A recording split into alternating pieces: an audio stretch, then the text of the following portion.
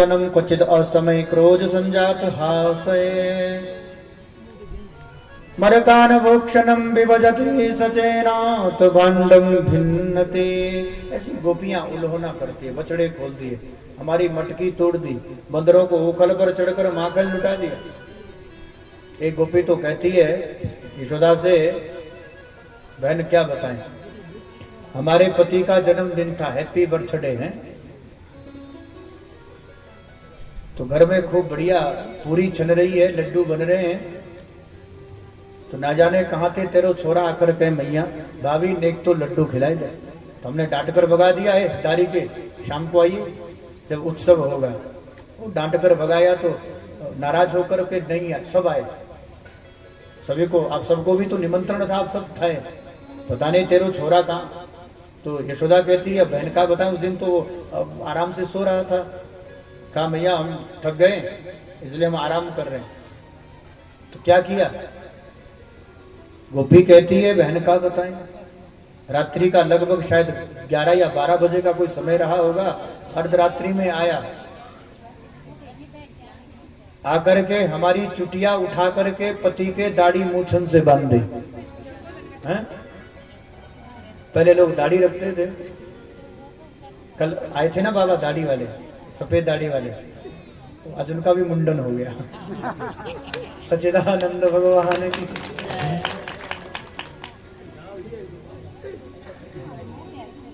तो हमारी चुटिया उठा करके पति के दाढ़ी मूछन से बांध दी।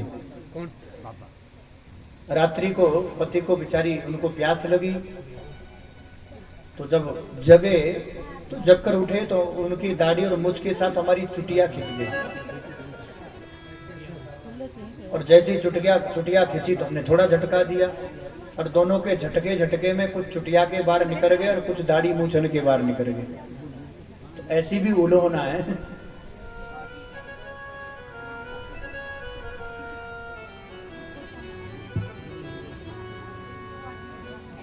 अरे मैया कन्हैया की शरारत क्या कहूं, नठ खट की मटुकियां तोड़ दी मेरी है, मटुकियां तोड़ दी मेरी है, मटुकियां तोड़ दी मेरी है, मटुकियां तोड़ दी मेरी। अरे मैया कन्हैया की शरारत क्या कहूं, नठ खट की मटुकियां तोड़ दी मेरी है, मटुकियां तोड़ दी मेरी है, मटुकियां तोड़ दी मेरी।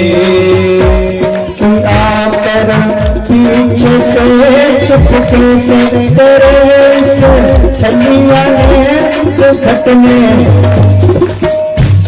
गगरिया छोड़ दी मेरी है, गगरिया छोड़ दी मेरी है, गगरिया छोड़ दी मेरी।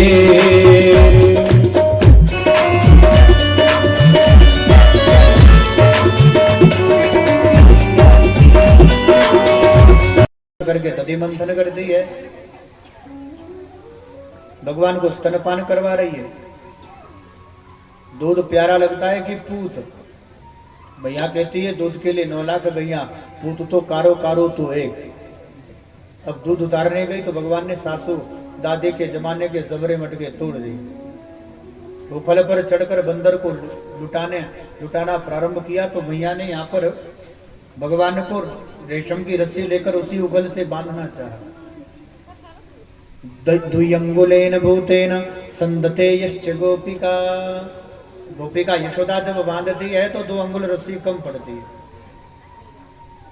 अंत में माँ के माधुर्य प्रेम में भगवान ने स्वयं ही बंधन स्वीकार किया, तब भगवान बंधे, अन्यथा तो भगवान को कौन बांधने वाला है।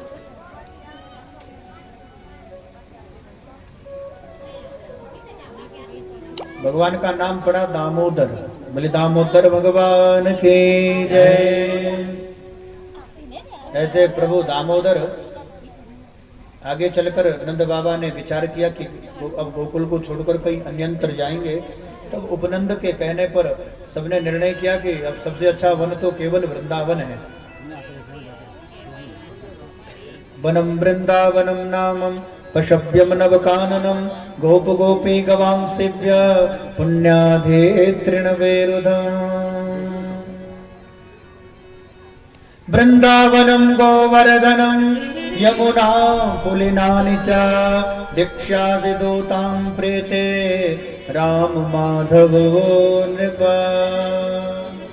ऐसे भगवान सबरे ब्रजवासियों के संग वृंदावन गए। तो कौन कौन है जो वृंदावन जाना चाहता है? यहाँ भी किसी की इच्छा हो रही है? कुछ एक हाथ खड़े हैं वो किधर नहीं जाने दौरे जरे दे शाश्वत देख कर पुछड़िए छाड़ देनी है। अजगर का वेश बना करके खड़ा है,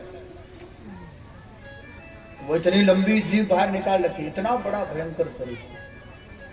ब्रजवासी अघासुर को देखकर कहते हैं देखो देखो भैया कितनी सुंदर लंबी चौड़ी गुफा है।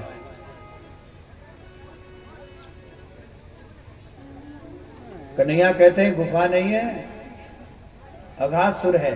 कहते नहीं नहीं गुफा है। और हमने सुना है गुफा में बड़े बड़े सिद्ध महात्मा रहते हैं, चलो बाबाओं का दर्शन करें। हैं? यहाँ तो गुफा में भी जाने की जरूरत नहीं, गुफाएं छोड़ छोड़ के बाबा सब पधार रहे हैं, रोज दर्शन संतों का हो रहा है।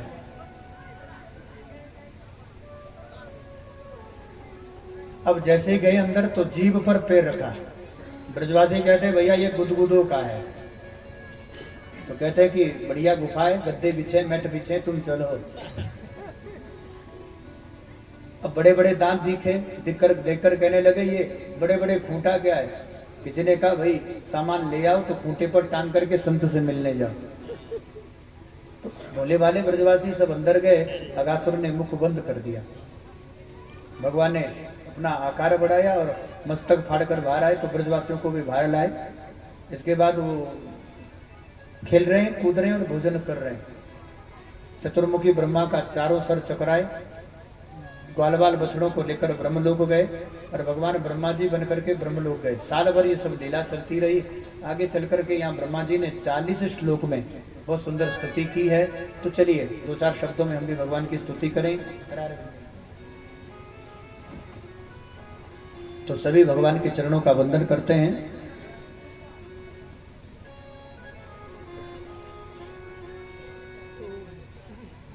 करारविंदेन पदारविंदम मुखारविंदेन विनवेशयन्तम।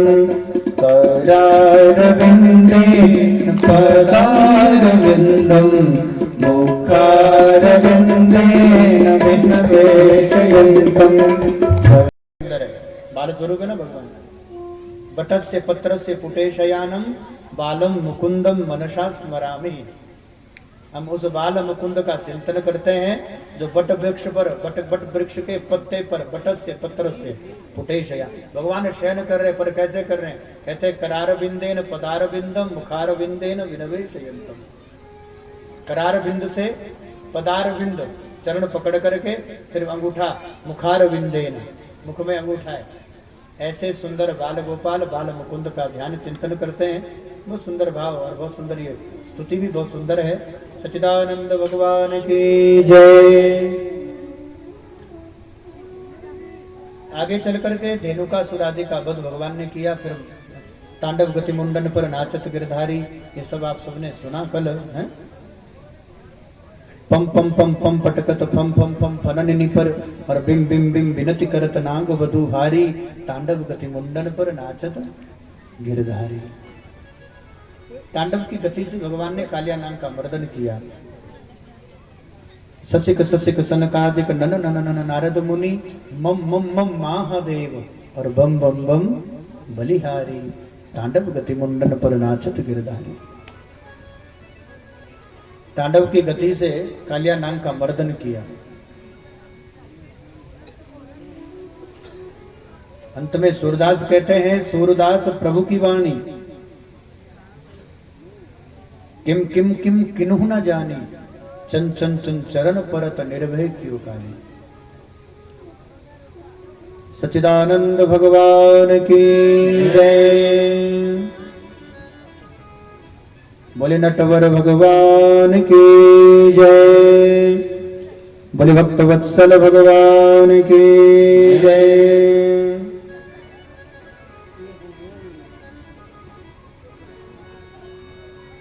ऐसे नटवर प्रभु नटों के भांति ताता थैया नृत्य करते हैं ना।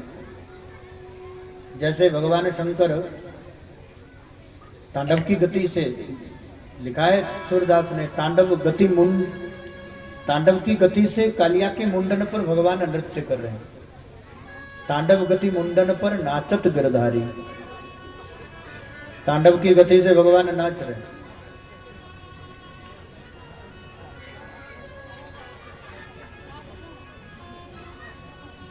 और भाई बहन कालिया, अच्छा यहाँ पर कालिया नाग ने पूछा, प्रभु ये बताइए हमारी गलती क्या है, हमसे कौन अपराध बनाया? नाग बनाया आपने, नाग तो आपने बनाया, और नाग बना करके विष भी दिया आपने, तो भला तेरा तुझको अर्पण क्या लागे मेरा। जो आपने दिया है वो आपको ही अर्पण है। और एक और निवेदन प्रभु, हम ये जानना चाहते हैं कि इसमें हमारी भूल क्या है, इसमें हमारी गलती क्या है। तो भगवान ने कहा कि मैंने रहने के लिए रमणक द्वीप भी दिया। तो कालियानाग कहते हैं प्रभु क्या बताएं, उसी रमणक द्वीप में आपका जो वाहन है गरुड़, वो हमारे बच्चों को खाता है, नाग को खाने वाला गरुड़। तो हम अपने बच्चों को लेकर के, नाग पत्नियों को लेकर के, इसीलिए यमुना का आश्रय ग्रहण किया, क्योंकि सोभर ऋषि का श्राप है गरुड़ को। यदि गरुड़ यमुना में कोई उत्पात करे तो सोभर ऋषि का श्राप है, गरुड़ मर करके, जल करके, गिर करके मर जाए। इसलिए हे नाथ, रमणक द्वीप छोड़ करके तब, क्योंकि सोबर ऋषि के कृपा से यमुना में हम सुरक्षित थे, इसलिए हमने यमुना में आकर के अपनी चरण शरण ग्रहण करी। तो भगवान कहते कोई बात नहीं बेटा, अब चला जा। क्यों? प्रभु आपका जो गरुड़ है क्या अब हमें सताएगा नहीं? भगवान कहते बिल्कुल नहीं। उदाहरण से जैसे कुत्ते होते ना, दो प्रकार के होते ना, एक देसी एक विदेशी विलायती, नहीं, एक पालतू और दूसरा फालतू। अब फालतू कोई कुत्ता घूम रहा हो, ऐसे कुत्ते को कोई भी डंडा उठा करके मार देता है, देखा होगा आपने। लेकिन सेठ का पट्टा गले में बंधा हो, ऐसे कुत्ते को आप पत्थर मार दो, डंडा मार दो तो सीधा, आजकल तो उसके लिए भी अलग से कानून बन गया है। अब तेरे जो मस्तक पर है वो मेरे चरणों के चिन्ह पड़े हुए, इसलिए अब बेझिझक होकर के आनंद पूर्वक तू जा। तब जाकर के कालियानाग ने प्रभु को प्रणाम किया, और प्रणाम करके फिर गया। से भगवान ने सारा ब्रजमंडल बचाया है। वर्षा आदि ऋतु का वर्णन है। और 21वें अध्याय के 5वें 6ठे श्लोक में फिर वह कल सुंदर वेणु गीत हुआ, वेणुनाद हुआ। यहाँ तक की कथा शायद यहाँ तक हुई थी ना।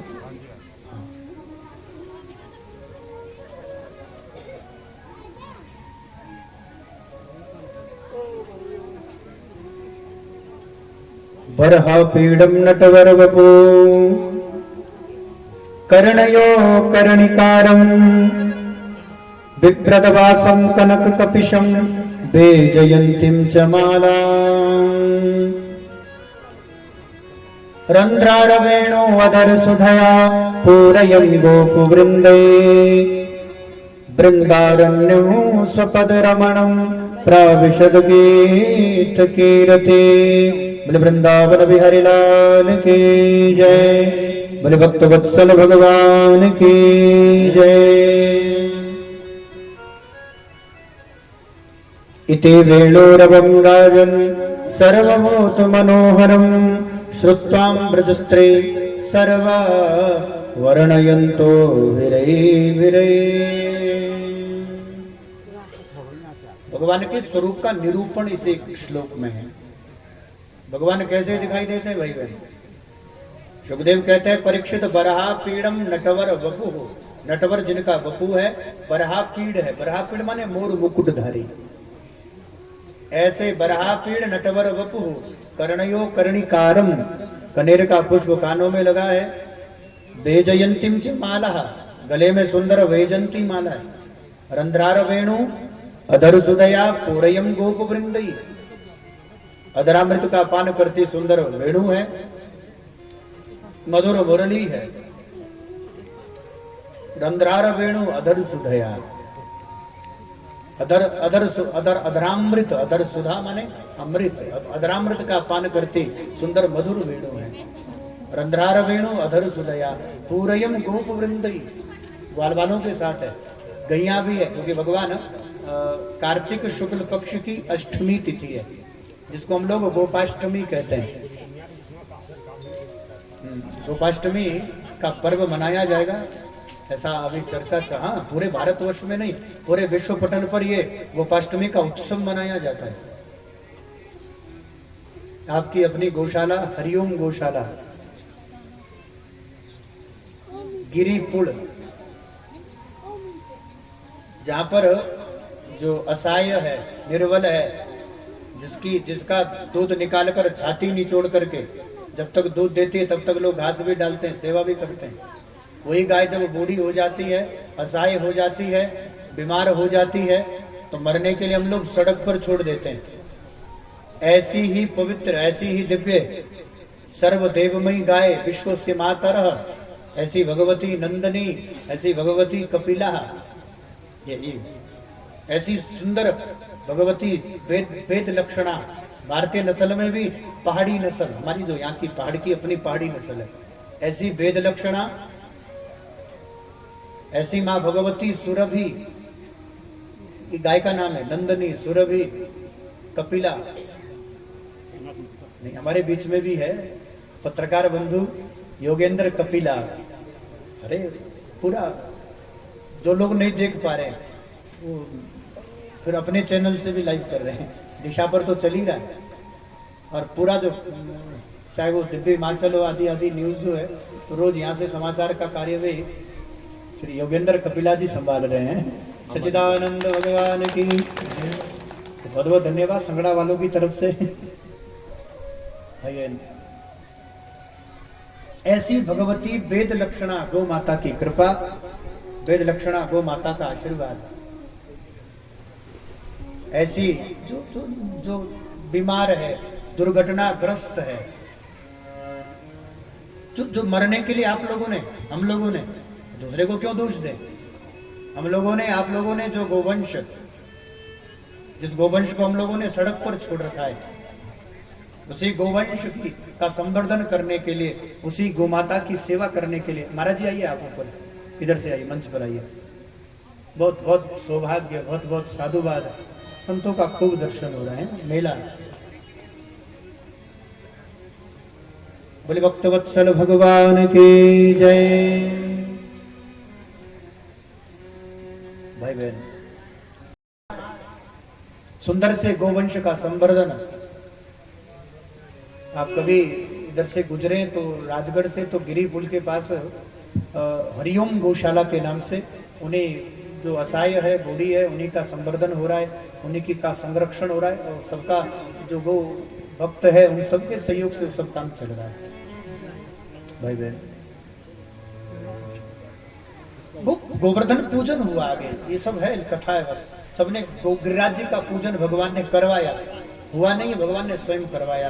तो गोवर्धन का अर्थ भी गो संवर्धन से, गोवर्धन का अभिप्राय भी गोवंश के संवर्धन से, गो रक्षा से। गोवर्धन का अर्थ ही गो संवर्धन है, गोवर्धन का अर्थ ही गो सेवा है। भाई बहन, तो जहां पर गौ सेवा हो, जहां पर गाय का संवर्धन हो, जहां पर गौ का संरक्षण हो, जहां पर गौ सेवा हो, मूल में वही गोवर्धन सेवा है, मूल में वही गोवर्धन पूजा है। आए हैं हमारे पास, गंडोरी से भी आए हैं और साथ में गौशाला की तरफ से भी, और खूब ऐसा नहीं कि कोई बहुत बड़ा व्यापार है, बहुत बड़ा कोई बिजनेस है या कोई बहुत बड़ी नौकरी है। हमारे यहाँ बेरोजगार होते हैं ना, वही सब बच्चे जिन्होंने संकल्प किया है, वही सब लोग जिन्होंने प्रतिज्ञा की है कि भारत का कोई भी गोवंश सड़क पर नहीं होगा, क्योंकि उनकी जगह सड़क पर नहीं है, उनकी जगह घर पर है। हमारे हर घर में एक पाड़ीदा ओबरा बोलो ना, हाँ, हर घर में एक मंदिर होता था और भाई बहन उस मंदिर में गाय रहती थी, उसको गौ माता कहते थे। हर घर में एक मंदिर होता था, उसमें गाय होती। और पुराने जमाने में तो जब लोग गौशाला जाते थे ना, जूता उतार कर जाते थे। मंदिर में जूता उतार कर जाते ना हम लोग मंदिर में जूता चप्पल उतार कर जाते हैं। हमारी तो प्राचीन संस्कृति ये रही है, हमारी प्राचीन सभ्यता ये रही है। हमारे जब शाड़ो पुड़े जाते ना, बड़े पुड़े, हमारे यहाँ जूता उतार कर जाते थे, क्योंकि अंदर कोई पशु नहीं है महाराज। पशु की परिभाषा क्या है? हमारे यहाँ पशु किसे कहते हैं? गाय को जो व्यक्ति पशु मानता है उसको हमारे यहाँ पशु कहा गया है। पशु की संज्ञा उसे दी जाती है जो गाय को माना मान करके गाय को पशु समझ लेता है। ऐसी गोमाता को जो पशु मान लेता है। तो हमारे यहाँ जूता चप्पल उतार कर तब गौशाला जाते थे, तब हम लोग, हमारी माताएं गौ सेवा करती थी। और सबसे पहला काम होता है, आज भी हमारे जो पहाड़ में ये जो पवित्र रेणुका क्षेत्र, हिमाचल की जो पवित्र भूमि है, आज भी जो हमारी माताएं सबसे पहला काम उठ करके गौ दर्शन का है। गौशाला जाती है, गोबर उठाती है, गोमूत्र लाती है और फिर चूल्हा चौका करती है, सैनिटाइज करती है। अब सैनिटाइज भी लोग समझ गए, सैनिटाइजर करती है। गोमूत्र का सबसे विशेष गुण होता है कि वो विषाणु मुक्त कर देता है। विषाणु को अंग्रेजी में वायरस कहते हैं। किसी भी प्रकार का जो वायरस है उसको नष्ट करने का सामर्थ्य है गोमूत्र में। इसलिए हमारी प्राचीन परंपरा पद्धति उठा लो, कहीं भी देव पूजन होता है, आज भी देवताओं का भी यदि पूजन होता है तो भूमि शोधन के लिए गोबर और गोमूत्र का प्रयोग किया जाता है। वो अलग बात है कि आजकल गाय सड़क पर है, फिर चाहे देव कार्य हो, भगवत कार्य हो, यज्ञ हो, सबसे पहले भूमि का शोधन होता है जिसमें गोबर और गोमूत्र से लेपन होता है। फिर जब यजमान को बिठाते हैं ना, आज वकील साहब यजमान है तो सबसे पहले यजमान जब बैठता है तो उसकी भूत शुद्धि कही है शास्त्र में। कर्मकांड में सबसे पहला काम क्या है? कर्मकांड में पहला काम है भूत शुद्धि। शरीर की शुद्धि के लिए क्या करते हैं? पंचगव्य का सेवन करवाते हैं, क्योंकि पंचगव्य से तो भूत माने शरीर की शुद्धि होती है। बोले भक्त वत्सल भगवान की जय। कर्मकांड में हमसे जो कुछ अपराध बना भाई बहन, हमसे जो कुछ पाप बना उसका प्रायश्चित उस शरीर की शुद्धि। इस शरीर से ना जाने कितने प्रकार के अपराध बने, इस शरीर से ना जाने कितने प्रकार के पाप बने। तो शरीर शुद्धि के लिए, भूत शुद्धि के लिए हमारे यहाँ आज भी कर्म कांड में, कभी आप पूजा कीजिएगा विधान से, सबसे पहले गाय का गोमूत्र लेते हैं, गाय का थोड़ा सा गोबर भी लेते हैं, दूध दही और घी लेते हैं, इन सबको मिला करके बनता है पंचगव्य। जैसे पंचामृत होता है ना, ऐसे ही बनता है पंचगव्य। और पंचगव्य का पान करके ही भूत शुद्धि होती है, शरीर शुद्धि होती है भाई बहन। चाहे वो देव माताएं सुबह उठती है, उठ करके चूल्हा चौका करती थी, रसोई पवित्र होती थी। धीरे धीरे हम मॉडर्न हो गए हैं। जो गाय, जिसके लिए हर घर में एक मंदिर होता था, और हमारे यहाँ मानते थे कि ये क्योंकि माँ है, हम तो कहें चलता फिरता देवता, चलता फिरता भगवान का दर्शन करना हो तो घर में वेद लक्षणा सुंदर सी गाय बांध लेना। चलता फिरता ईश्वर है, चलता फिरता परमात्मा है। सदैव मेरे गोविंद के, सदैव मेरे नारायण के चरणों में पड़ी रहती है, तो पवित्र भी है, क्योंकि भगवान की चरण सेवा करते करते तू पवित्रता, तू चंचला से पवित्रता भी हो, तू पवित्र भी हो गई है। इसलिए मेरे अंग में दो वस्तुएं बड़ी पवित्र है, एक है गाय का गोबर और भाई बहन दूसरा है गाय का गोमूत्र। इसलिए नंदनी माँ सुरभि कहती है कि आज के बाद तेरा जो वास है वो मेरे गोमूत्र में और मेरे गोबर में हो जाएगा। तब से गोबर में गाय रहती है।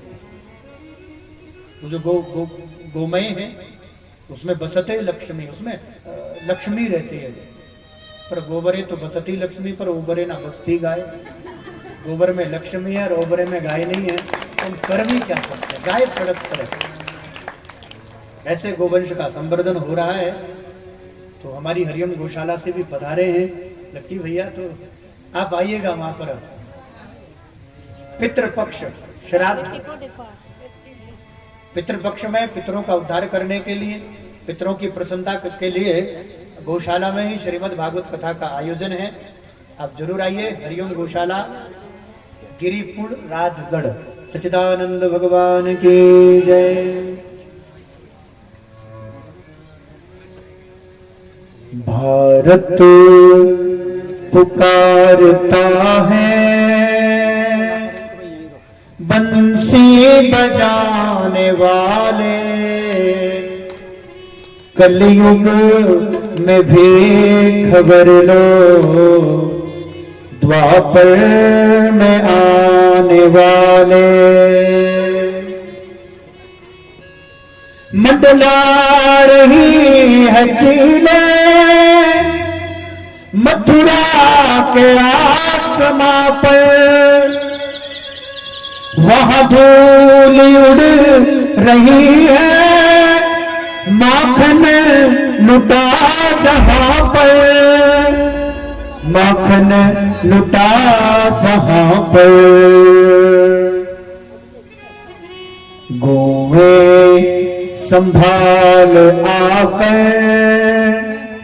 गौएं चराने वाले, कलयुग में भी खबर दो, द्वापर में आने वाले।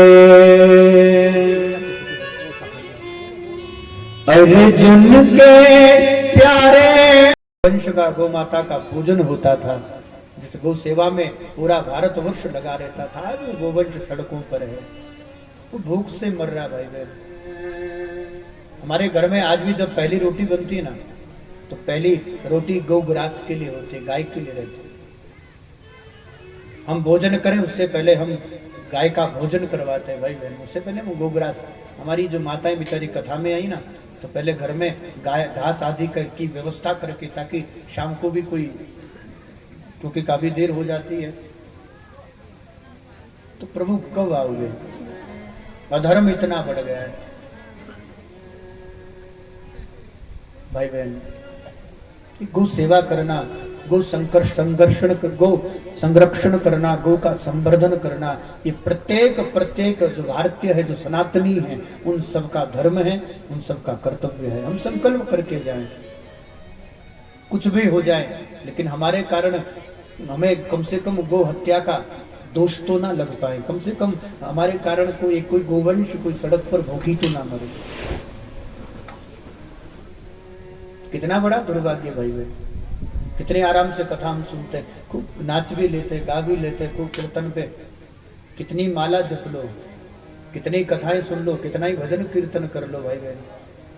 यदि हमारे कारण गाय सड़क पर है, हमारे कारण भारत का गोवंश दुखी है, तो मेरा कृष्ण कभी रिझने वाला नहीं। उसका नाम गोविंद ही, गोपाल ही तब पड़ा है जब कार्तिक शुक्ल पक्ष की अष्टमी तिथि के दिन भगवान गो पूजा करते हैं, गो सेवा करते हैं, और गो पूजन करने के बाद फिर वो भगवान गाय चराने जाते हैं, और तब उस तिथि का नाम गोपाष्टमी, गोपाष्टमी का पर्व होगा। उससे पूर्व शायद कल तक तो निर्णय हो ही जाएगा, दीपावली के साथ ही तुरंत, क्योंकि अमावस प्रतिपदा से फिर अष्टमी जब आती है तो उसको गोपाष्टमी कहते हैं।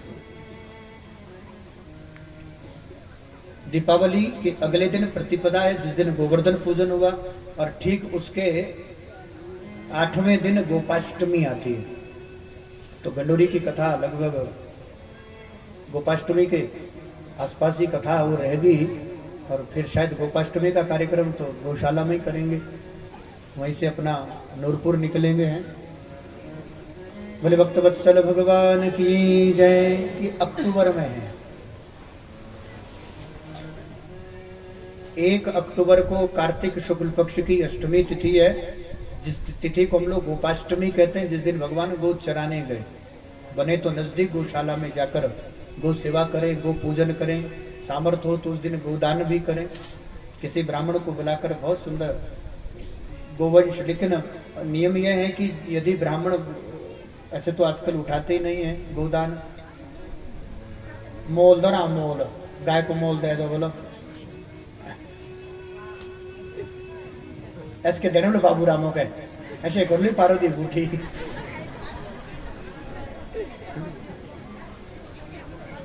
और जो लगा पोछड़े बोट रहा था इसके दो दो देनी। शास्त्र की विधि क्या है, विधान क्या है? कभी यजमान यदि किसी भी समय, हमारे यहाँ तो महाराज कोई मृत्यु हो तो भी गोदान का विधान है। बेटी का विवाह होता है तब भी गोदान। हमारे तो गादों थे आगे है ना थीन कुके दे बेटे बोले हो मेरे ते गोबर ही टिपणू ते बोलो पजारे ढोनो है, घासे ढोनो। इसीलिए आज भारतीय गोवंश सड़क पर है।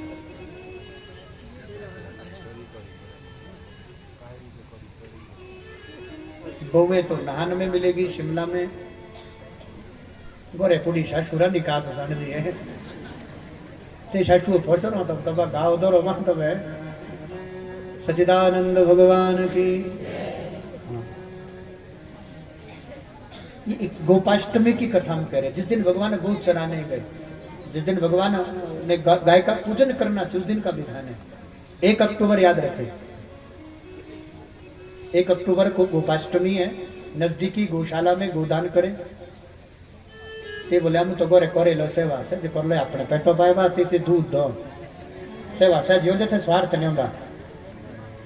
शास्त्र की मर्यादा है। और आज आज आज तुम्हें माँ भी बोझ लग रही है, आज तुम्हें पिता भी बोझ लग रहे हैं। देव स्वरूप पिता बोझ हो गया, भगवती स्वरूपा जन्म देने वाली 9 महीने कोख में रखकर तुम्हारा पोषण करने वाली, रक्त से सिंचन करती है माँ। पेट में और कहां से मिलेगा तुम्हें खाने के लिए?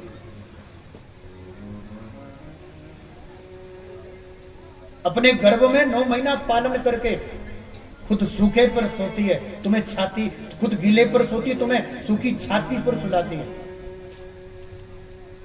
तुम्हें छींक भी आ जाए तो रात भर देवता को मनाती है। तुम बीमार भी हो जाओ रात भर सोती मां नहीं है। और आज हम लोगों को माँ बाप भी बोझ लगने लग गए। हम कौन से दिशा की ओर जा रहे हैं? आज भारत कौन सी दिशा की ओर जा रहा है? ये सभ्यता नहीं है भारत की, सनातन की। गाय सड़क पर है, गाय गौशाला की जगह नहीं। हम तो कहते हैं कल सुबह गौशाला बंद हो। आप संकल्प कर लें कि हमारा जो गोवंश है, हमारा जो भारतीय गोवंश है, घर में जो गाय है जिसने छाती निचोड़कर हमें दूध पिलाया है, आज हम संकल्प प्रतिज्ञा करते हैं यदि हम गो रक्षा नहीं कर सकते, गाय का संवर्धन नहीं कर सकते, तो घर की गाय सड़क पर भी नहीं जाने देंगे। तो क्या जरूरत पड़ेगी गौशाला की? गौशाला विकल्प नहीं है भाई बहन, गौशाला बिल्कुल भी विकल्प नहीं है। विकल्प है हमारी श्रद्धा, विकल्प है हमारी गौ माता के प्रति हमारा प्रेम, हमारी निष्ठा। एक ही विकल्प है, यदि गौ सेवा, यदि गाय संवर्धन करना है, गौ का संरक्षण करना है, एकमात्र विकल्प है उनकी श्रद्धा, हमारी गाय के प्रति संवेदनाएं। कितनी संवेदना थी हमारी। मुझे नहीं लगता कि कोई भी गरीब से गरीब आदमी, 2 टाइम के रोटी की व्यवस्था नहीं है, बिटिया का विवाह करते थे। आज मैं अपनी बात कर रहा हूं, बिटिया का विवाह होता था तो हम लोग बेटी को भी अकेले नहीं भेजते थे, सुंदर सी गौदान के साथ गाय को भी साथ भेजते थे। बेटा ये तेरा संवर्धन, ये तेरी रक्षा भी करेगी गाय, और ये तेरा पालन पोषण भी करेगी। गौशाला विकल्प नहीं है भाई बहन, गौशाला मजबूरी है। ये मजबूरी है उनके लिए जिनके हृदय में अब भी संवेदनाएं हैं, जिनका जमीर सोया हुआ नहीं है, जिनका जमीर जाग गया है, जिनकी संवेदनाएं सनातन से जुड़ी है, जिनकी संवेदनाएं भारत की संस्कृति से जुड़ी है, उनके लिए वो एक विकल्प है कि चलो सड़क पर नहीं तो कहीं छत के नीचे, तो वो कहीं सर्दी में तो ना मरे, वो गर्मी के ताप से तो ना मरे, मरना तो सबको अपने समय पर है, कम से कम गौवंश भूखा तो ना मरे। अब भी जब कभी ऑपरेशन होता है, गाय बीमार होती है, 15-15 किलो थैलियां निकलती है, कांच निकलते हैं, प्लास्टिक आंत से चिपका हुआ निकलता है, डायपर निकलता है। जो पहली रोटी गाय को खिलाते हैं, आज वो तुम्हारी गंदगी खाने के लिए मजबूर है। आज वो शीशा, आज वो बोतल भूखी क्या ना करे महाराज, वो प्लास्टिक खाती है, आंत में फंस जाती है। कितनी पीड़ा गौ वंश को रहती होगी, कितनी पीड़ा गौ माता को रहती होगी, कभी विचार भी कर सकते हैं आप? आज उसके पास भोजन नहीं है, आज उसके पास पेट भरने के लिए कुछ व्यवस्था ही नहीं है। फिर एक विकल्प आता है जिसका जमीर जगा होता है, जो गाय की संवेदनाओं से जुड़ा है, जिसके हृदय में सनातन पल रहा है। फिर वैसे ऐसे कुछ धर्मात्मा भगवान भेजते हैं कि जा बेटा, अब शायद मैं ना आ पाऊं, तू ही जा, तू ही संकल्प उठा, तू ही गौ सेवा का विकल्प लेकर चल। ऐसे नहीं तो कम से कम ऐसे गौ सेवा तो बनेगी। और उसके ऊपर भी विडंबना है। कोई गौ सेवा में लगाए तो सेवा तो नहीं करेंगे, 20 रुपया दान देते हैं और हजारों बातें सुना देते हैं। मैं तो पूरे भारतवर्ष में जो जो व्यक्ति गौ सेवा में लगा भाई वे, मेरी व्यासपीठ उसका साधुवाद भी करती है, बार बार हृदय की गहराई से उसका धन्यवाद भी करती है। परमात्मा की खूब आप पर कृपा बनी रहे। जो लोग निस्वार्थ गौ सेवा से जुड़े, जो निस्वार्थ भगवत सेवा से जुड़े, क्या करोगे कृष्ण कथा सुनकर? वो उठता है, उठ करके गौ सेवा करता है, गौ पालन करता है, गौ पूजा करता है, और हम लोग उसी गाय को उठा करके सड़क पर छोड़ते हैं। क्या कर लेगा भागवत तुम्हारा? भाई बहन,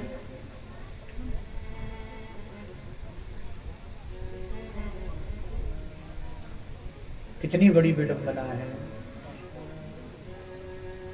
गाय सड़क पर है और माँ बाप वृद्धाश्रम में है। कितना संस्कृति का हनन हम लोग कर चुके हैं भाई।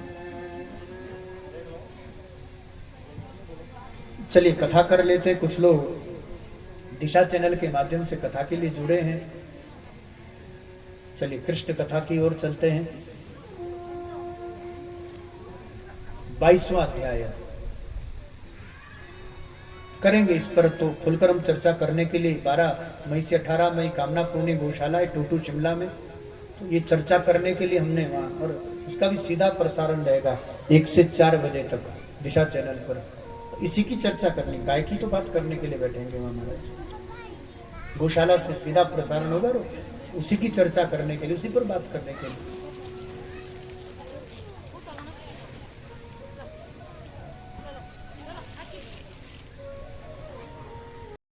इंद्र 7 दिन वर्षे, यही तो कथा है।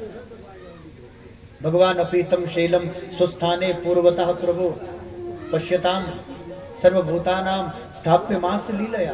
गोवर्धन को यथास्थान रखा, होगी गोवर्धन पूजा, इतना ही है। जय सीताराम महाराज। भाई बहन,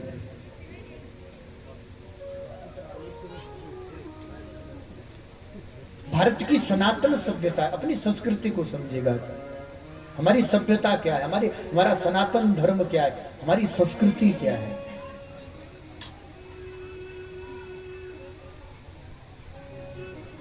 हम किसकी पूजा करें, कैसे पूजा करें, कैसे सेवा करें, कैसे सेवा ना करें, ये तो प्रश्न है। हमारा देवता कौन है?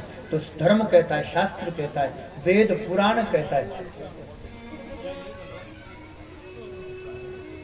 भाई बहन, मात्र देवो भवः, अभी चर्चा चल रही है तो चलने दीजिए, जरूरत है इसकी,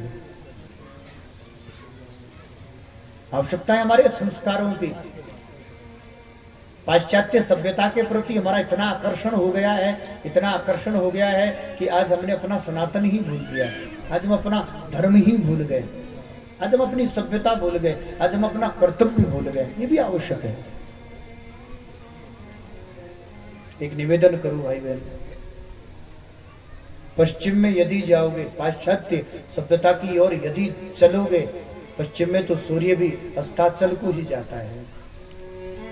पश्चिम में जैसे सूर्य का अस्ताचल होता है, सूर्य भी वहां डूब जाता है। तो जितना पश्चिम की ओर जाओगे, पाश्चात्य सभ्यता को अपनाओगे, उतना ही जीवन डूबता जाएगा, गर्क होता जाएगा।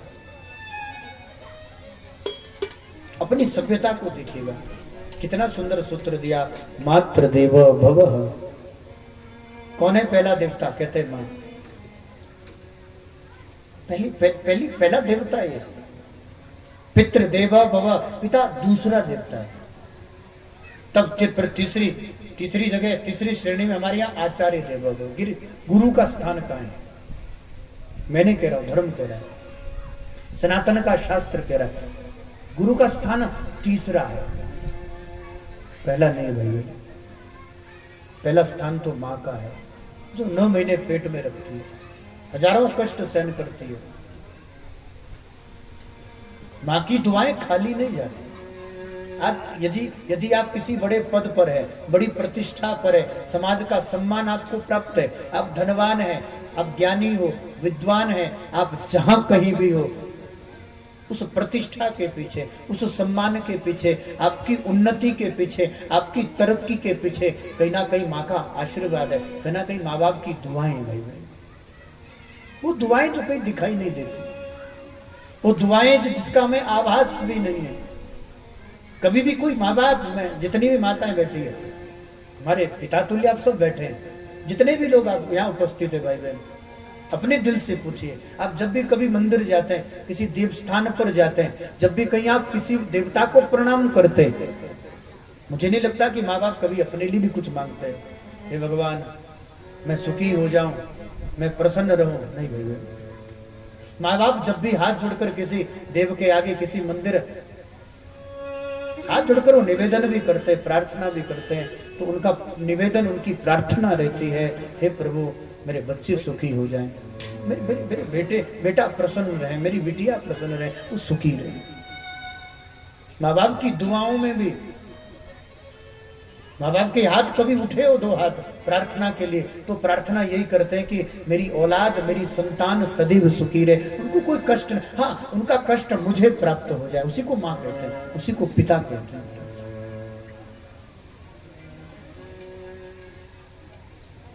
एक और निवेदन करूं, भारत, सनातन भारत की जो हमारी राष्ट्रीय भाषा है, जिसको हम हिंदी कहते हैं, हम हिंदुस्तानी है ना, हिंदी हमारी राष्ट्र भाषा है।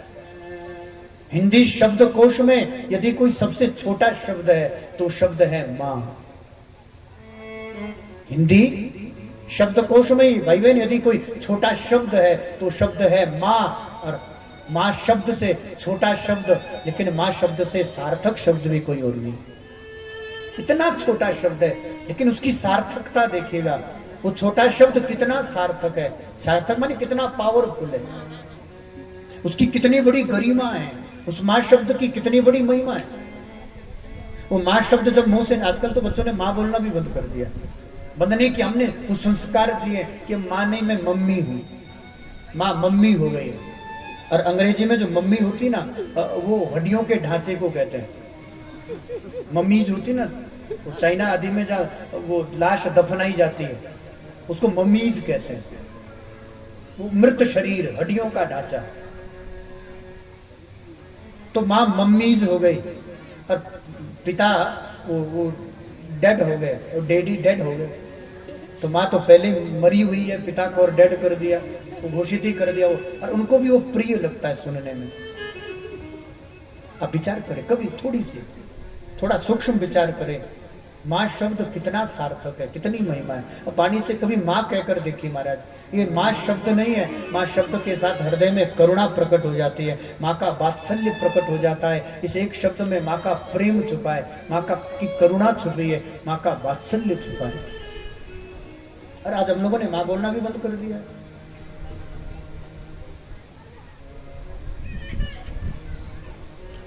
माँ बाप जब दोनों हाथ उठा करके प्रभु से दुआ मांगते हैं तो माँ की दुआ खाली नहीं जाती। लेकिन बुढ़ापे में जब वही बच्चे माँ बाप को परेशान करते हैं, वही जब दुख देते हैं, कुछ भी जीवन में अपराध कर लेना, लेकिन भाई बहन कभी भूल कर भी माँ बाप की बद्दुआ मत ले लेना। माँ की दुआ खाली नहीं जाती, पर माँ की बद्दुआ भी टाली नहीं जाती। यदि उसकी दुआ खाली नहीं गई कभी माँ बाप की, तो उनकी बद्दुआएं भी कभी टाली नहीं जाती। माँ की दुआ खाली नहीं जाती और माँ की बद्दुआ टाली नहीं जाती। कोई विधवा हो जाए, पति कोई दुर्घटना के कारण कोई ऐसी अप्रिय घटना घट जाए भाई बहन, बहुत लोगों का ये जीवन अनुभव होगा। बच्चे छोटे छोटे, हम बोलो ना निमाड़े छोटे हुए, बच्चे छोटे छोटे छूट जाए। एक माँ यदि बच्चे चाह रहे हैं ना, किसी का घर झाड़ू लगा करके, किसी के बर्तन मांज करके, कपड़े सिलाई करके, छोटे से छोटा काम करके भी एक माँ जीवन भर संघर्ष करके अपने 4-4 बच्चों को पाल लेती है ना।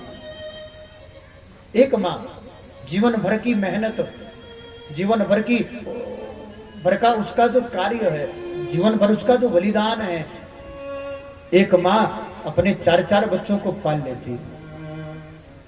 विडंबना तो तब होती है जब माँ की दुआ खाली नहीं जाती, माँ की बद्दुआ टाली नहीं जाती। 4-4 बच्चों को एक माँ पाल लेती है, लेकिन दुख तो तब होता है जब 4-4 बच्चों से भी एक माँ बुढ़ापे में पाली नहीं जाती। महाराज 4-4 बच्चे और एक माँ बाप उनको बोझ लग रहे हैं, जब 4-4 बच्चों से भी एक माँ पाली नहीं जाती, माँ की दुआ खाली नहीं जाती, माँ की बद्दुआ टाली नहीं जाती। 4-4 बच्चों को एक माँ अकेली पाल लेती है। दुख तब होता है जब 4-4 बच्चों से एक माँ पाली नहीं जाती। आज ये भी समय आ गया। कितनी तीर्थ यात्रा कर लो भाई बहन, कितना दान पुण्य कर लो, कितने बड़े बड़े भंडारे यज्ञ कर लो, कितने देवताओं को मना लो, कितने सबको प्रसन्न कर लो, कितनी बार कथा सुन लो, कितनी बार कीर्तन कर लो, यदि घर का देवता नाराज है तो बाहर के देवता को मनाने से कोई फायदा भी नहीं है। प्रसन्न करना हो तो घर के देवता को प्रसन्न कीजिए भाई बहन। और घर का जो प्रथम देवता है उसको हम माँ कहते हैं। घर की जो प्रथम देवता है उसको हम पिता कहते हैं। जो माँ बाप है ना उसका सम्मान कीजिए, बने तो अपने बड़े बूढ़ों का सम्मान कीजिए, बने तो अपने माँ बाप की सेवा कीजिए भाई बहन। आज ये घर घर की पीड़ा हो गई, आज ये प्रत्येक घर की का दुख हो गया है। आज बड़ों का सम्मान चला गया। कितनी तीर्थ यात्रा कर लो, कितना ही विश्व भर में घूम लो, यदि तुम्हारे कारण, एक और निवेदन करो भाई बहन, कितना ही पुण्य कार्य कर लो, कितना ही सत्कर्म कर लो, यदि तुम्हारे कारण तुम्हारे माँ बाप की आंखों में कभी एक बार भी आंसू आ गए ना, तुम्हारे व्यवहार के कारण, तुम्हारी भाषा के कारण, तुम्हारा संबोधन के कारण, यदि मन वचन कर्म से कोई माँ बाप का अपराध बने, और कितने ही पुण्य कर लेना, दान पुण्य सत्कर्म आदि, एक निवेदन करूं, जिस दिन एक किसी बेटे के कारण, बिटिया के कारण माँ बाप के आंख सजल हो जाते हैं नेत्र, और माँ बाप की आंखों में आंसू आ जाता है, ये समझ लेना वो आंसू नहीं बह रहे महाराज, उन आंसू में तुम्हारा पुण्य भी बह रहा है। जो कुछ तुम लोगों ने सत्कर्म किया, जो कुछ तुम लोगों ने अभी तक पुण्य किया है, वो माँ बाप रो नहीं रहे, उनकी आंखों से आंसू नहीं बह रहे, अपितु तो तुम्हारा पुण्य बह करके निकल रहा है। कितना ही दान कर लो, सत्कर्म कर लो, कितना ही तीर्थ कर लो, कितनी कथा किस लिए, इसीलिए तो है ताकि हमें आभास हो, हमें बोध हो अपने कर्तव्य का, इसलिए तो कथाएं हो रही है। कितना ही तीर्थ घूम लो, घर का देवता नाराज बैठा है, माँ बाप यदि तुमसे सुखी नहीं है, माँ बाप तुमसे प्रसन्न नहीं है, तो कितना ही तीर्थ कर लो, कोई लाभ नहीं होने वाला भाई।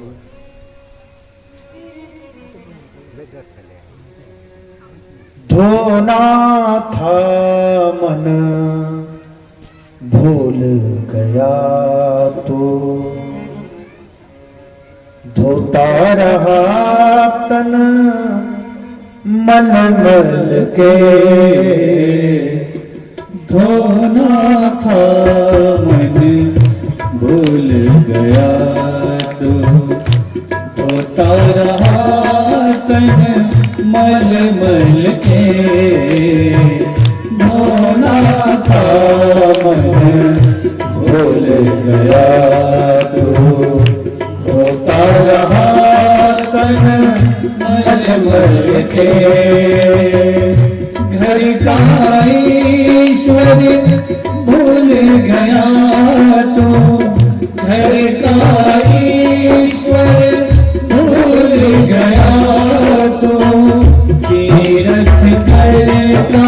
बच्चा जब माँ की गोदी में रहता है ना, बच्चा छोटा होता है तो बच्चा बार बार माँ की छाती पर लात मारता है, और वो लात मारने वाले को भी अपना दूध पिलाती है, भोजन करा, उसी का नाम तो माँ है।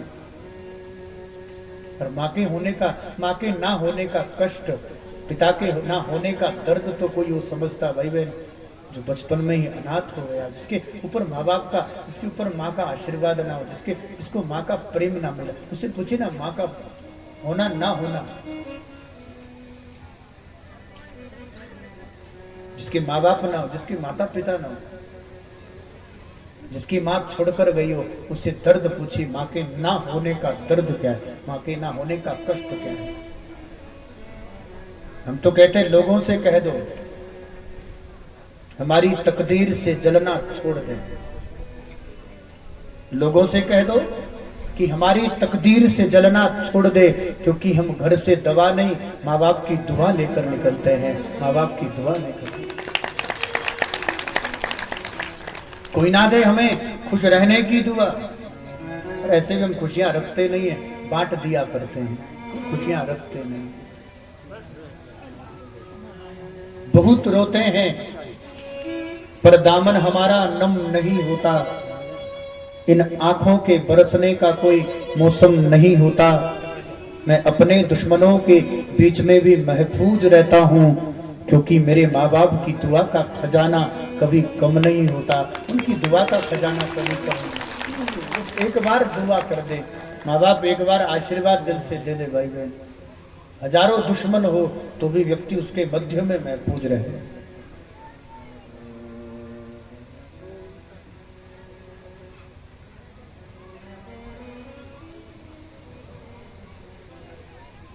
लेकिन वही बच्चे जो बुढ़ापे में माँ बाप को कष्ट देते हैं, माँ बाप को दुख देते भाई बहन, तो माँ बाप के हृदय में एक पीड़ा आती है, एक दर्द उत्पन्न होता है।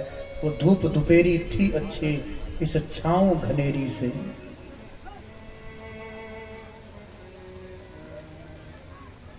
वहां जिस्म जलता था, यहाँ तो रूह जलती है, यहाँ तो रूह जलती है। वो धूप दुपेरी थी अच्छी, इस छाँव घनेरी से। वहां जिस्म जलता था, यहाँ तो रूह जलती है। अपना कोई कष्ट दे, वो जिसको छाती निचोड़कर पिलाया हो, जिसका पालन पोषण किया, वही बच्चे जब माँ बाप को कष्ट देते हैं महाराज, कहते हैं धूप दोपहरी में तो केवल जिस्म जलता है, अपना जब अपने पेट का कोख का जन्मा बच्चा जब कष्ट देता है तो वहां रूह जलती है, वहां रूह जलती है। वहां अंदर तक माँ बाप से पूछो, जिनके बच्चे सुनते नहीं, जिनकी बच्चे सेवा नहीं करते महाराज, कितनी पीड़ा होती। जब अपना कष्ट दे, कोई और दे दे तो कष्ट नहीं होता, वही बात कोई अपना कह दे तो बड़ी पीड़ा मन को होती है, बड़ी पीड़ा हृदय को रहती है। और जो माँ बाप आज बोझ लग रहे ना भाई बहन, जब वो माँ बाप नहीं रहते ना,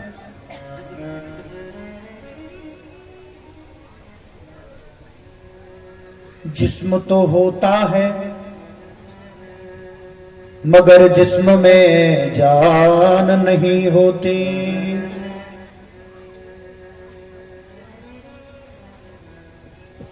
जिस्म तो होता है मगर जिस्म में जान नहीं होती। उस बच्चे को कौन गले लगाए जिस बच्चे की मां नहीं होती।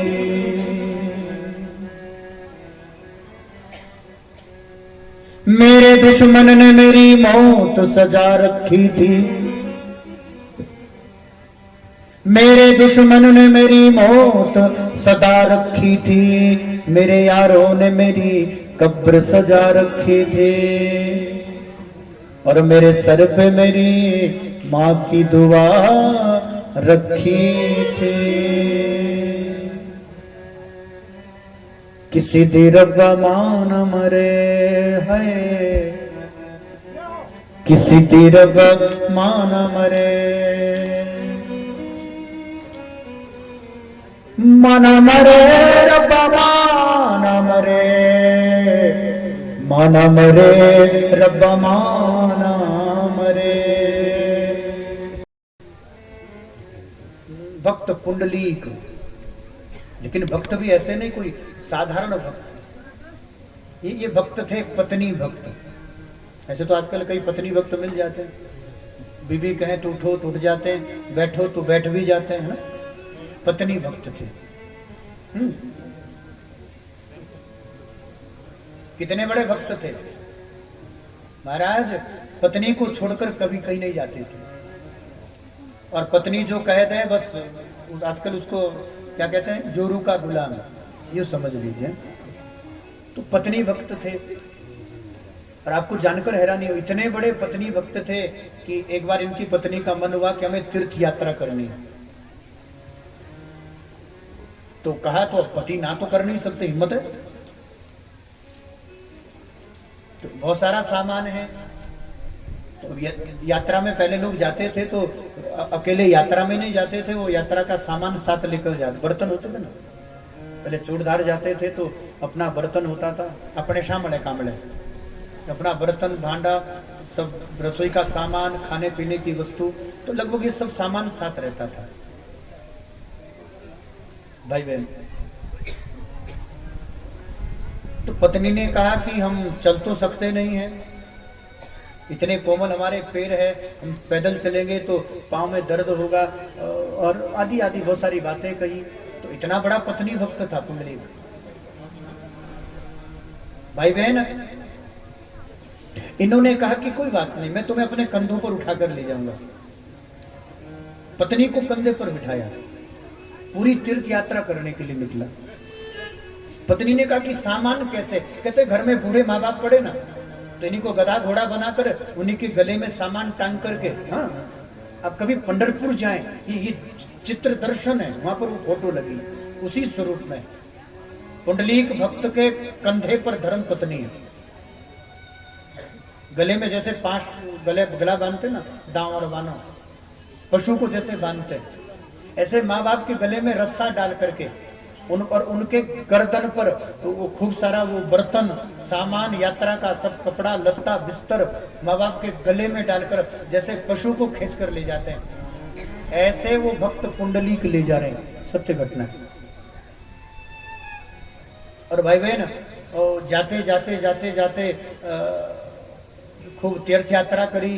तो अब माँ बाप को तो डर भी लगता है, जवान बेटा है, कहीं मार डाले। आजकल तो बच्चे थप्पड़ भी लगा देते हैं, माँ बाप पर हाथ भी उठा देते हैं। पहले बच्चे माँ बाप से डरते थे, और आजकल समय बदल गया है, तो अब माँ बाप को बच्चों से डरकर रहना पड़ता है। इतना परिवर्तन आ गया। अब बच्चे 3G 4G पैदा कर रहे हो तो बच्चे औलाद भी है। हाँ? उस जमाने में ना 3G होता था, ना 4G होता था, ना 5G।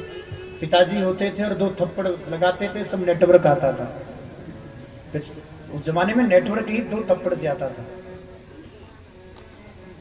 एक दिन की बात है, एक काशी में पहुंचे, गंगा स्नान किया, तो एक बहुत पंडित जी थे, उनके घर में रुकने की सब व्यवस्था थी। माँ बाप ने भी कुछ भोजन किया, आराम विश्राम किया, और रात्रि का समय हुआ तो पुंडलीक अपनी पत्नी के चरण दबा रहे। बेचारी थक गई ना कंधे पर बैठकर। इसे कहते हैं पत्नी भक्त होना। रात्रि का समय था तो लगभग सुबह ब्रह्म मुहूर्त एक सुंदर घटना यहाँ पर घटी। गंगा जी का तट है, सब पूरे भारत का भ्रमण हो रहा है। अंत में सब घूम करके सबको, चंद्रभागा नदी का तट है, पंढरपुर जगह है, बहुत सुंदर तीर्थ है। तो भाई बहन वो रुके, सुबह का समय ब्रह्म मुहूर्त में जगह, क्या देखते हैं कि ऐसा लगता है जैसे कोई तेज प्रकाश है।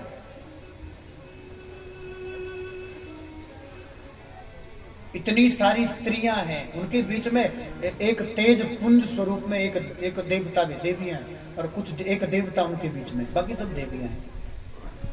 उस ब्राह्मण के घर में, उस ब्राह्मण के आंगन में वो झाड़ू लगा रहे हैं। ऐसा प्रतीत होता है कि मानो स्वर्ग को त्याग करके स्वर्ग लोक से देवता प्रकट हुए। बहुत सुंदर सुंदर देवियां हैं, बहुत सुंदर श्रृंगार है, स्वर्ण आदि का मुकुट धारण की हुई है। उन्हीं के बीच में एक तपो तेज पुंज लिए हुए तेज प्रकाश स्वरूप एक देवता है। तो एक बार तो पुंडलीक को लगा, भाई ये क्या चमत्कार है, पंडित जी के घर में देवता झाड़ू लगा रहे। तो सोचा चलो परिचय पूछ लें। पुंडलीक भक्त ने परिचय पूछा। हम ये भक्त शब्द क्यों लगा रहे? ये पत्नी भक्त है इसलिए नहीं लगा रहे महाराज। इनके जीवन का जो परिवर्तन हुआ है उन्होंने पूछा देवियां तुम कौन हो? और ये जो पुरुष है, आप सेवा कर रहे, झाड़ू लगा रहे, बर्तन मांज रहे, जूठी पत्तल उठा रहे, आप सब ये काम क्यों कर रहे हैं? उनमें से एक देवी वो कहती है, भगत जी मैं साक्षात भगवती भागीरथी हूँ, साक्षात गंगा हूँ। ये बहन है, ये सरस्वती है, ये श्री यमुना जी है, ये कालिंदी है, ये गोदावरी है, ये कावेरी है, ये सब हम सब तीर्थ है। तो ये पुरुष कौन है? तो भगवती गंगा कहती है कि ये तीर्थराज प्रयाग है। विचार कीजिएगा, भारतवर्ष के जितने भी तीर्थ है, ये तीर्थ भूमि है, वो सभी तीर्थ, सभी देवियां प्रकट हुई है। स्वयं प्रत्यक्ष तीर्थराज प्रयाग भी प्रकट हुआ है और उस भक्त के घर में झाड़ू लगा रहे, सेवा कर रहे हैं। पुंडलीक ने चरण पकड़ के कहा, महाराज आप इतने बड़े तीर्थ हो, सब अपना पाप धोने के लिए गंगा जी जाते हैं, गोदावरी स्नान करते हैं, तीर्थों का सेवन करते हैं, और आप यहाँ झाड़ू लगा रहे? कहते हैं हाँ। बड़े बड़े पापी अपना पाप उतार करके गंगा जी में छोड़कर आते हैं, यमुना गोदावरी में छोड़कर आते हैं। लेकिन भगत जी जब पाप का बोझ बढ़ जाता है तो हम अपना पाप हल्का करने के लिए ये जो ब्राह्मण है ना, इसके घर में झाड़ू लगाते हैं, इसके घर की सेवा करते हैं ताकि थोड़ा हमारा पाप भी हल्का हो जाए। तो पुंडलिक से रहा नहीं गया, स्वयं तीर्थ राज प्रयाग उपस्थित है, गंगा यमुना सरस्वती, ऐसा कौन सा पुण्य पंडित जी करते हैं? पुंडलिक कहते हैं कि ऐसा कौन सा सत्कर्म करते हैं, कौन सा अनुष्ठान करते हैं?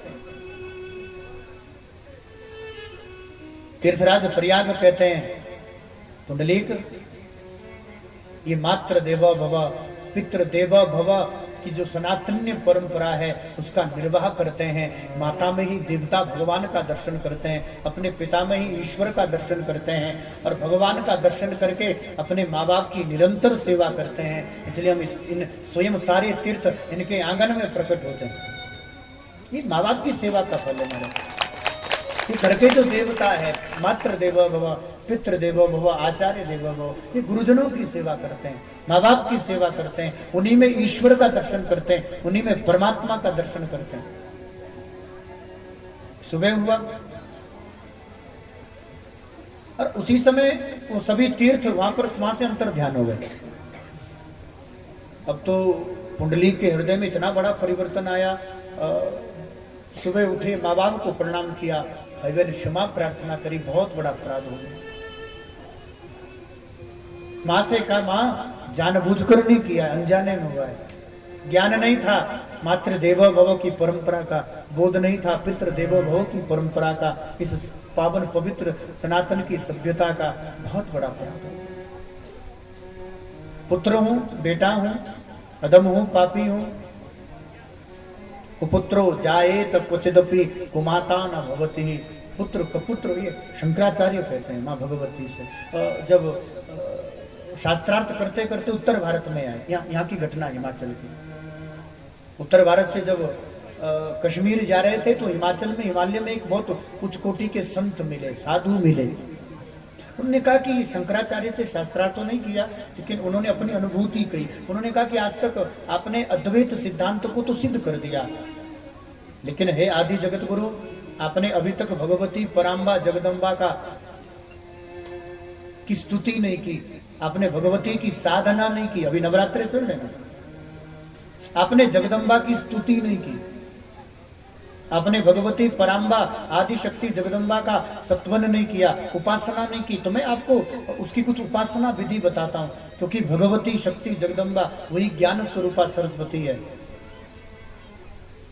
और इस समय सबसे बड़ा जो अंतिम पीठ है वह है शारदा मठ, जहां भगवती सरस्वती आपसे शास्त्रार्थ करेगी। इसलिए आप भगवती जगदम्बा पराम्बा आदि शक्ति की स्तुति करो, उनका सत्वन करो। तब उन्होंने, उनके मुख से जो प्रार्थना निकली थी वो प्रार्थना यही थी, कुपुत्रो जायेत क्वचिदपि कुमाता न भवति।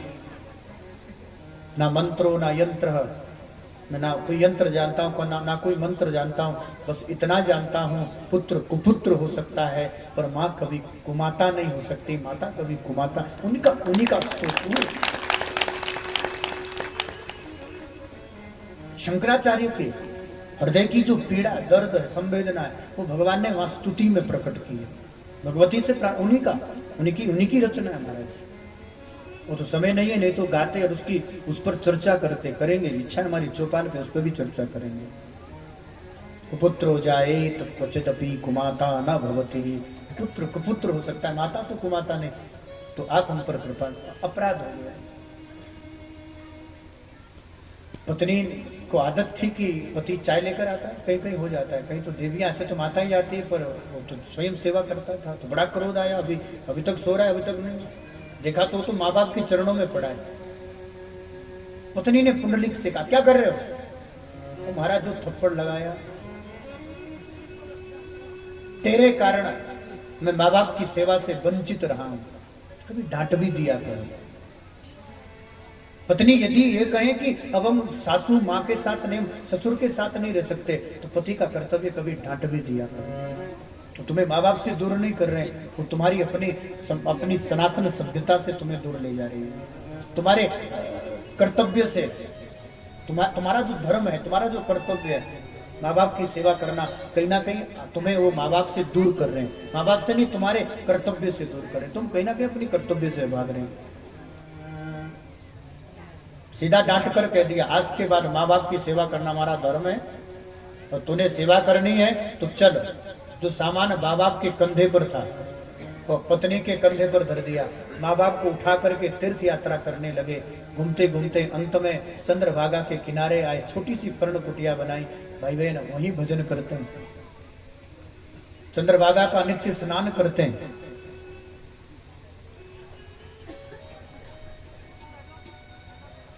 एक दिन की बात है, दोपहर का समय, माँ बाप को भोजन, अब उसके लिए उनके लिए पुंडलिक भक्त, ये भक्त अब भक्त हुआ है।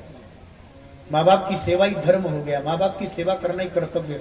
केवल सुबह उठता है, पानी गर्म करता है, माँ बाप स्नान कर ले, भोजन की व्यवस्था करता है, भोजन बना करके माँ बाप को भोजन करता है, और माँ बाप जब सोते हैं भाई बहन चरण दबाता है, फिर चरणों की सेवा करता है, पंखा करता है, कहीं माँ बाप को कष्ट ना हो, कहीं उनकी आंख ना खुल जाए।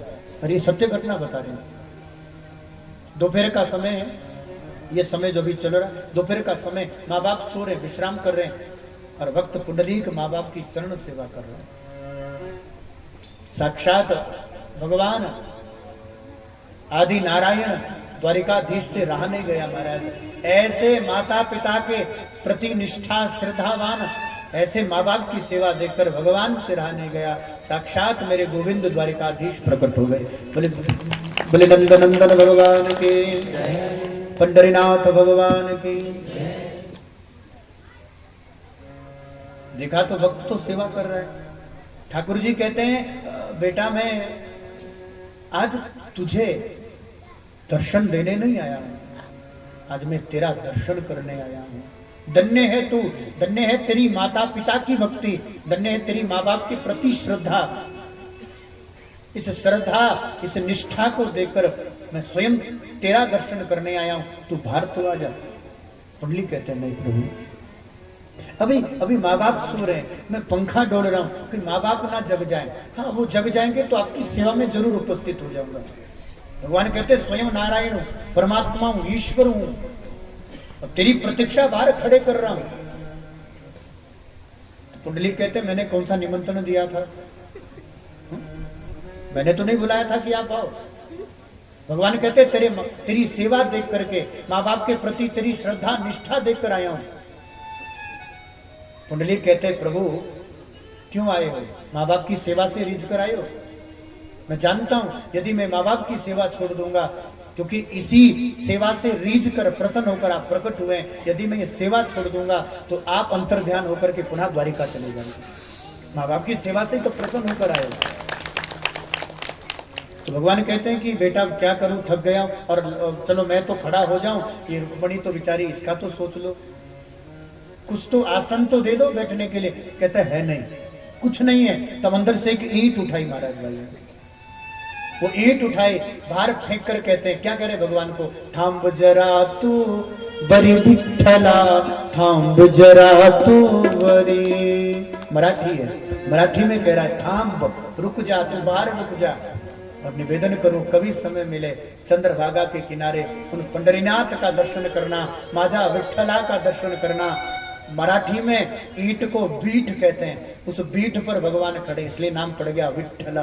विठ्ठला हमारा, और दोनों हाथ ऐसे बढ़े। आज भी भगवान तब से अब तक खड़े हैं। पूरे भारत में कहीं चले जाओ, द्वारिकाधीश का दर्शन भी दूर से होता है, जगन्नाथ महाप्रभु का दर्शन भी दूर से होता है, बिहारी जी का दर्शन भी दूर से होता है। एक ही दयालु कृपालु है, वो है चंद्रभागा के किनारे मेरा पंडरीनाथ, जो सबके लिए जिसका द्वार खुला है। अंदर जाइए, गर्भगृह में सबका प्रवेश है। माँ ना कोई ब्राह्मण देखा जाता है, ना कोई वैश्य क्षत्रिय देखा जाता है, ना कोई शूद्र हरिजन देखा जाता है। पंडरीनाथ का द्वार, उनका मंदिर सबके लिए खुला है महाराज। सब अंदर जाते हैं, भगवान के चरणों का स्पर्श करके सब आते हैं। चरणों का दर्शन, चरणों का स्पर्श पूरे भारतवर्ष में केवल महाराष्ट्र के उस पवित्र चंद्रभागा नदी के तट पर साक्षात पंडरीनाथ भगवान जहाँ खड़े। अच्छा, बहुत सुंदर भाव प्रकट कर रहा है। क्या कह रहा है? थांब जरा तू बरी विठ्ठला, थांब जरा तू बरी, थांब जरा तू बरी विठ्ठला, थांब जरा तू बरी, थांब जरा तू बरी विठ्ठला, थांब जरा तू बरी, थांब जरा तू बरी विठ्ठला, थांब जरा तू बरी। देवा मछला मान पित्यांची सेवा करो पूरी, थांब जरा तू बरी विठ्ठला, थांब जरा तू बरी, थांब जरा तू बरी विठ्ठला, थांब जरा तू बरी। पुंडलीक कहता है, देवा मझला माय पित्यांची सेवा करू त्या पुरी, थांब जरा तू बरी विठ्ठला, थांब जरा तू बरी। प्रभु अभी मेरे देवता भगवान मेरे माँ बाप है, वृद्ध, इनकी सेवा करना मेरा धर्म है। सेवा करूं त्या पूरी, मैं इनकी सेवा कर लूं पूरी, फिर प्रभु आपका दर्शन करने आता हूं। थांब जरा तू बरी, रुक जा तू, थम जा तू, रुक तो थाम, थांब जरा तू बरी विठ्ठला, थांब जरा तू बरी। और आगे क्या कह रहे, कितना सुंदर भाव महाराज, क्या सभ्यता भारत की, क्या सनातन की संस्कृति रही है। एक पुंडलीक साक्षात ईश्वर ब्रह्म से कह रहा है, परमात्मा से कह रहा है। त्रिभुवन है देवत माझी, वृत पिता अन आही, त्रिभुवन है देवत माझे, वृत पिता मन आहे। काशी मथुरा गोकुल सारे तीर्थ तयांचा ठाई, काशी मथुरा गोकुल सारे तीर्थ दियांच्या ठाई। इथेच माझा चंद्रभागा, इथेच पंढरी, थांब जरा तू बरी विठ्ठला, थांब जरा तू बरी। वैजयंतीम च मालाम रंध्रार वेणु अधर सदया। गोपाष्टमी के दिन भगवान कल जहां थे आज अभी भी वही है। नहीं तक कथा हुई थी कल, आगे तो बढ़ ही नहीं पाया आज। पंडित जी कह रहे थे महाराज कब है, हमने कहा ठाकुर जी की जब इच्छा हो, कभी कभी तो होता ही नहीं है, कथा वहां तक जाती नहीं है। अपना आनंद है, हम कुछ यहाँ कुछ निपटाने नहीं आए। भाई बहन, तीन श्रेणी में श्रोता बैठे रहते हैं। हमारे यहाँ तो अलग अलग परिभाषा है, एक श्रोता, एक श्रोता, एक सोता। श्रोता वो जो समय से पहले कथा में आता है, जो कुछ अच्छा लगे उसको अपने जीवन में धारण करके फिर आचरण में लाता है, उसको श्रोता कहते हैं। कोई अच्छी बात हो तो गांठ मार के घर ले जाता, उसका चिंतन भी करता, अपने मतलब की बात है। कोई अच्छी बात लगी, चलो भजन करना है, तो वो बात मन में धारण करके फिर भजन में लग गए, उसे कहते हैं श्रोता।